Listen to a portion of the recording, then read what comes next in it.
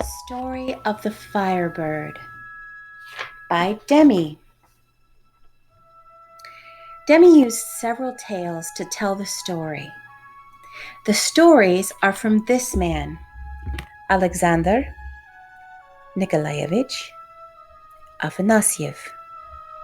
Alexander Nikolaevich was born in 1826 in a small city that looks like this today. He died in his 40s in the big city of Moscow. Alexander Nikolaevich collected over 600 Russian folk tales and was a great folk historian like the Brothers Grimm and Hans Christian Andersen. Once upon a time, the strong and dreaded Tsar Ivan ruled in faraway Russia. Among his servants was a young archer, Dmitri, who rode a wise and magical horse of power. Like the horses of old, his horse of power had a broad chest, eyes like fire, and hooves of iron.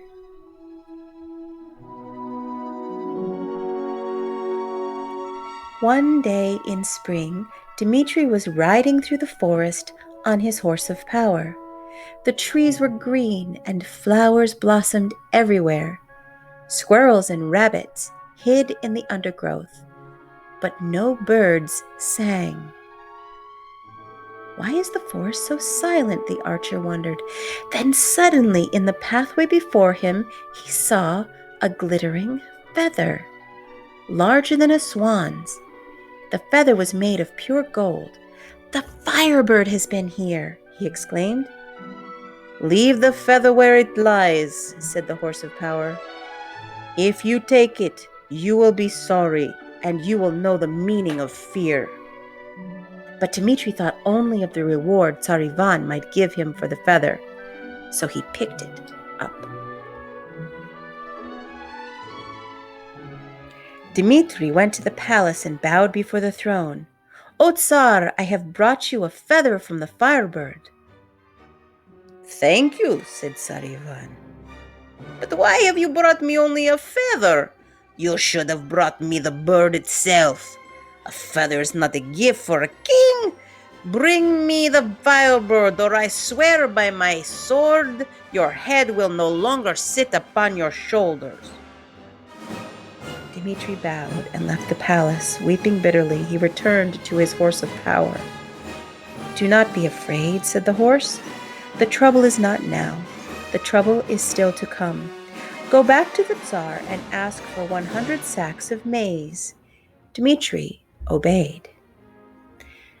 Before dawn, the archer rode out to the middle of an open field and scattered maize all around. After saddling his horse, he climbed a great oak tree and waited. The sky grew golden as the sun rose. Then there was a great noise and a mighty wind. The tree swayed and almost fell. Suddenly the Firebird, huge and flaming in the sun, came flying from the other side of the world and dropped down, opened its wings in the field, and began to eat the maize. Slowly, very slowly, the horse of power crept nearer and nearer to the Firebird, then sprang on one of the golden wings. Dmitri jumped from the tree and bound the bird with strong ropes, leapt onto the horse's back, and rode back to the palace.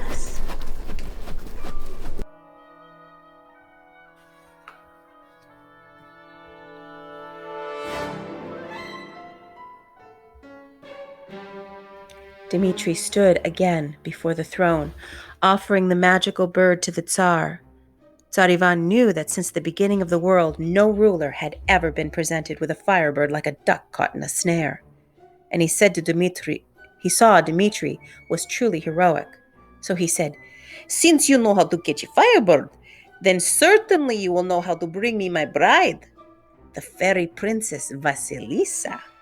Go to the land of Never, on the edge of the world where the sun rises in flame from behind the sea. Bring her back, or I swear by my sword, your head will no longer sit upon your shoulders.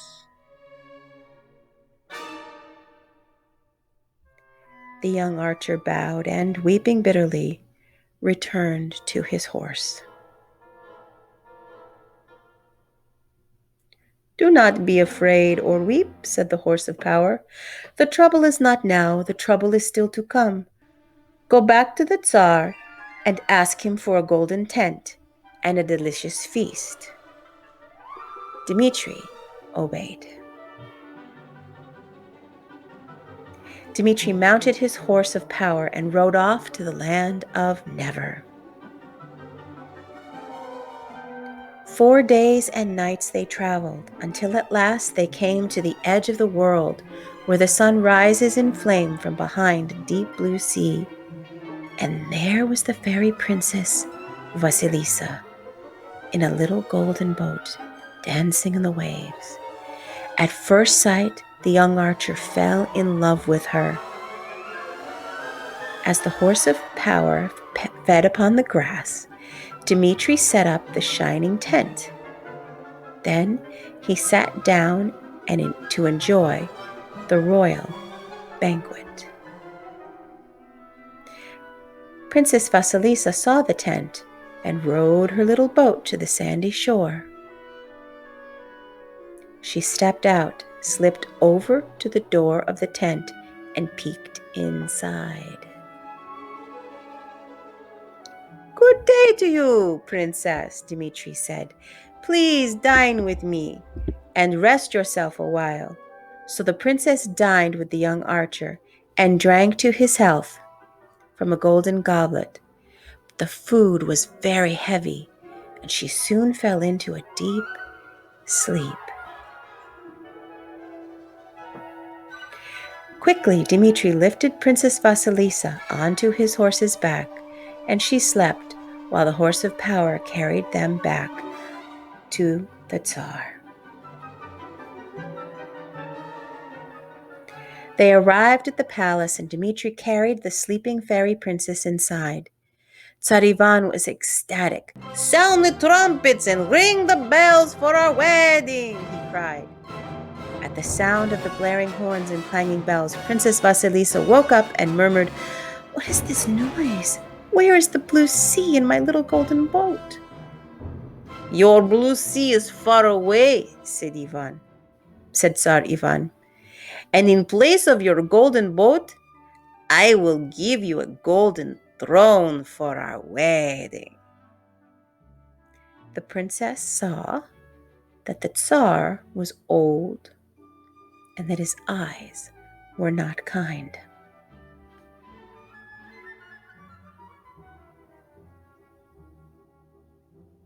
Then she saw the young archer and saw that he was strong and handsome and good. Although Princess Vasilisa did not want to marry the terrible Tsar, she feared defying one so powerful. So she thought of a plan that would delay the wedding.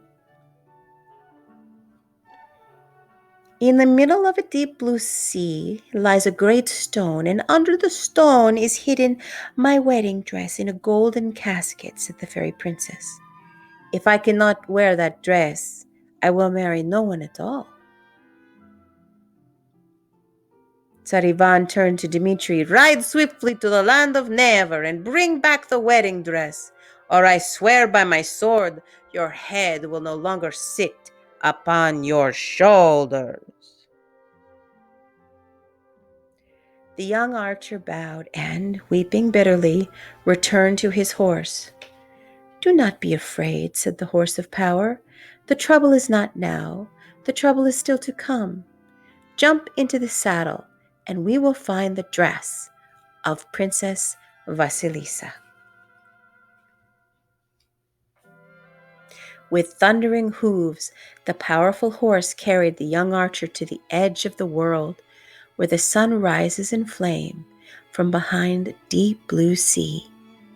They were resting on the shore when the horse of power began to quiver and furiously toss his mane. There on the sand, inching closer and closer, was a giant lobster, clacking its claws and brandishing its bright red antennae.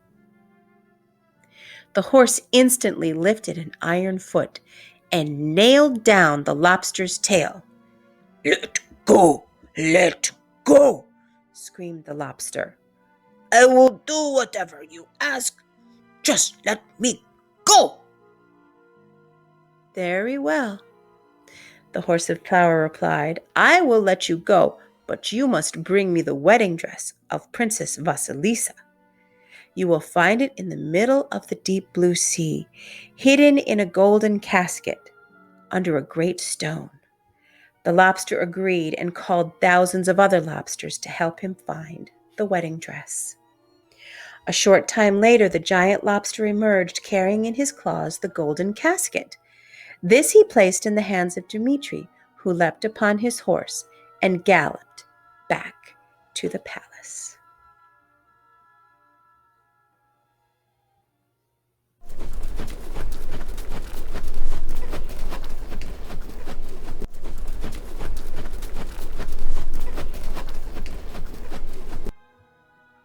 With sadness in his eyes, Dmitri gave the casket to the princess, and she thanked him with a loving smile. "Make ready the wedding feast!" shouted Tsar Ivan, and once again bells pealed and trumpets blared. Princess Vasilisa appeared in her wedding dress, fairer than spring itself. Tsar Ivan held out his hand to the princess, but she would not take it. Knowing the greed and vanity of the Tsar, she had devised a clever scheme to foil him. "I will marry no one until the archer who brought me here jumps into a pot of boiling water," she said. "Make a great fire," bellowed the Tsar to his servants. "Then boil a cauldron of water and throw the archer in." Oh, why did I ever pick up that feather from the Firebird? Why did I not listen to my wise and powerful horse, thought Dmitri. He said to the Tsar, "Please, let me see my horse once again, then I will die."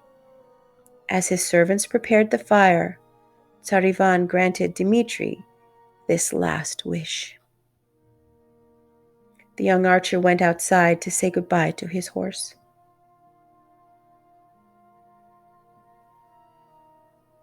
"Farewell, my powerful horse. Never more shall we see the green trees pass above us and the ground disappear beneath us as we race the wind between earth and sky." "Fear not," whispered the horse of power, who understood the magic of Princess Vasilisa. "Go back, and when they are ready to throw you into the cauldron, break away and jump into it yourself." Dmitri returned to the courtyard. There, the Tsar's servants were readying to throw him into the cauldron.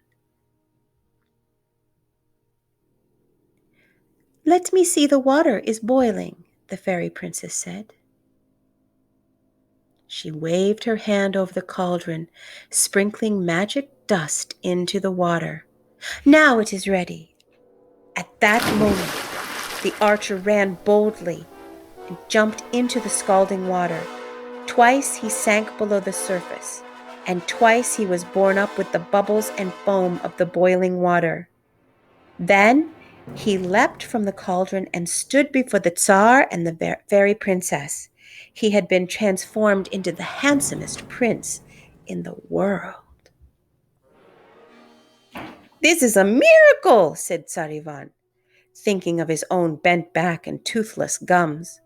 "Perhaps I will become handsome too." So he clambered into the cauldron. Twice he sank below the surface. Twice he was borne up with the bubbles and foam. Then he disappeared forever. Dmitri was proclaimed the new Tsar. He married Princess Vasilisa, and they lived together for many years in love and happiness. As for the horse of power, Dmitri built him a golden stable and fed him sugar cubes every day, for he never forgot that what he owed his clever and magical horse. The end. Next time, we will see the live ballet. The Firebird will be much more important as a character. There will be a handsome prince and a princess. Actually, there will be princesses, but there will be no horse, no wolf, and no tsar. But we will be seeing Kashchai. And there will be a very special egg. See you then.